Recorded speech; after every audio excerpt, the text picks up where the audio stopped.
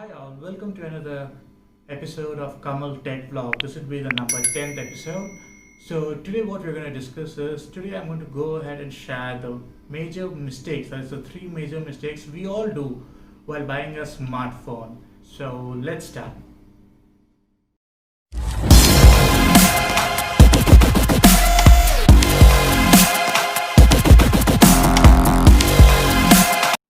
The first mistake, whenever there's a sale, in a sale we buy the smartphone, everyone goes ahead and rushes to for the sale without knowing why the sale is actually going on.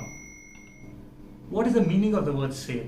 It is nothing but they're clearing their inventory, because each and every website, let it be online, offline, stores, they do get an inventory like what is the latest technology they are going to get in 1 or 2 months time. So they go ahead and sell off the previous technology at a lower price range. So whenever you go for a sale phone, the one thing you are supposed to see is the higher specification phones, because that will be matching the latest technology which is going to come later.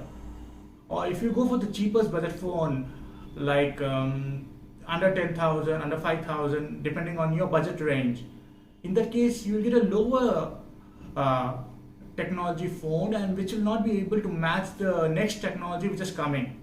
So always go for the higher specs according to your own budget. It can be 20,000, 30,000, even 15,000. You get some good phones with nice specifications nowadays for that. So that's one of the mistakes. Now, for going for the second mistake is the features. Like people like us, like me also, there's nothing to compare with that. All of us want a phone which is an all-rounder. Like the performance should be good, display should be good, the gaming experience should be good, the camera should be good.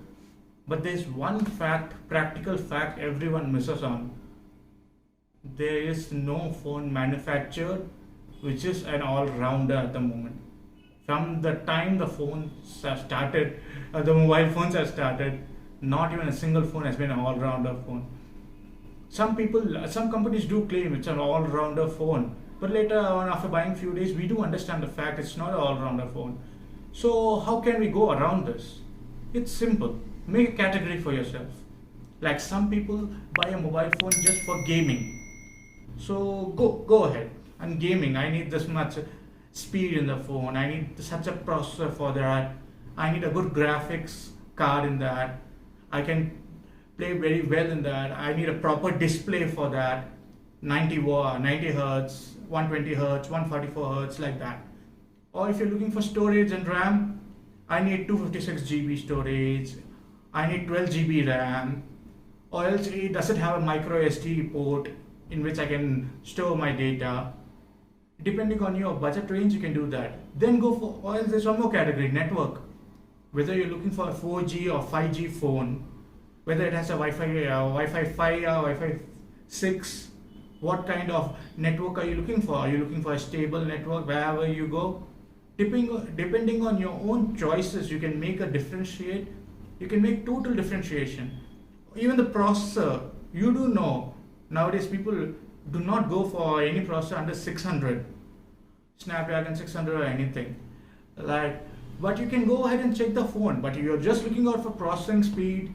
Like example, you like to edit videos, you like to navigate a lot on your phone, you need a lot of processing speed, go for a higher end processor in the phone. So that will be beneficial for all of them. Apart from that, you can even choose by your display if you're just using the phone just for calls and nothing else, but you need a fluid experience. You can go for the display, how you can manage between 90 hertz or 120 hertz. And the last but not the least point is the battery. It depends. You need 2 days battery, like 7,000 mAh, 6,000 mAh. You need 1 day battery, 1.5 days battery according to your usage.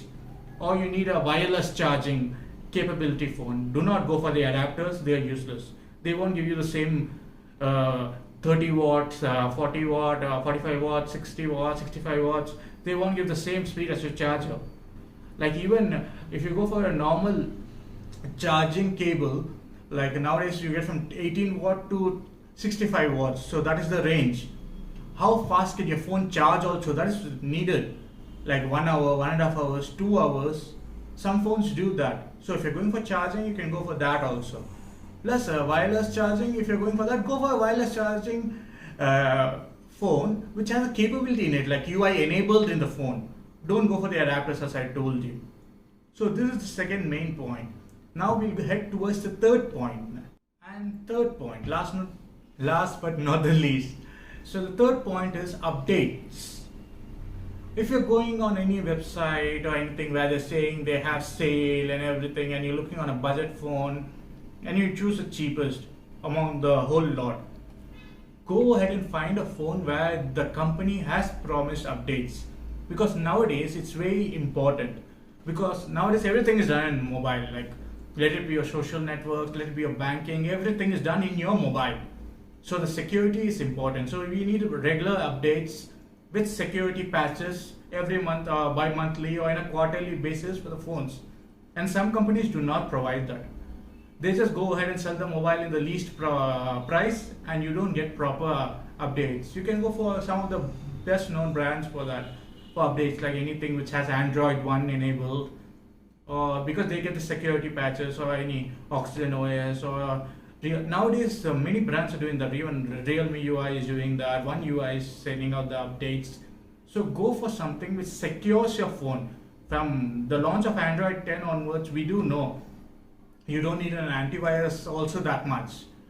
If you want, you can install one. There's nothing wrong in that for your extra security purposes.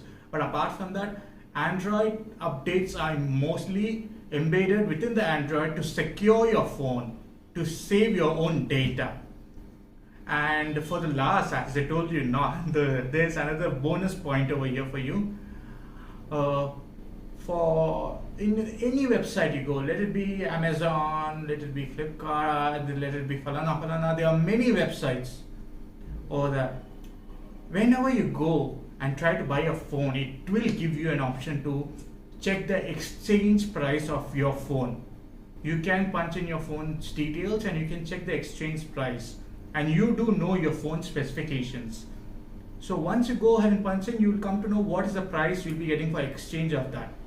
So think about that in a way, like when you're going to buy a new mobile, you're choosing a mobile, any mobile.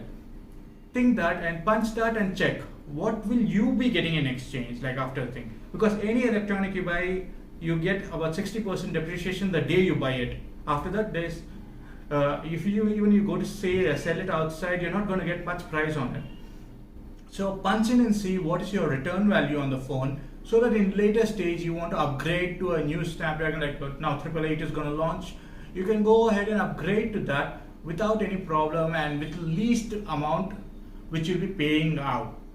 To be said, my favorite would be always a future-proof phone, like a 5G phone with a good processor and display, and with a good camera also, because some people like camera phones, even I do like camera phones.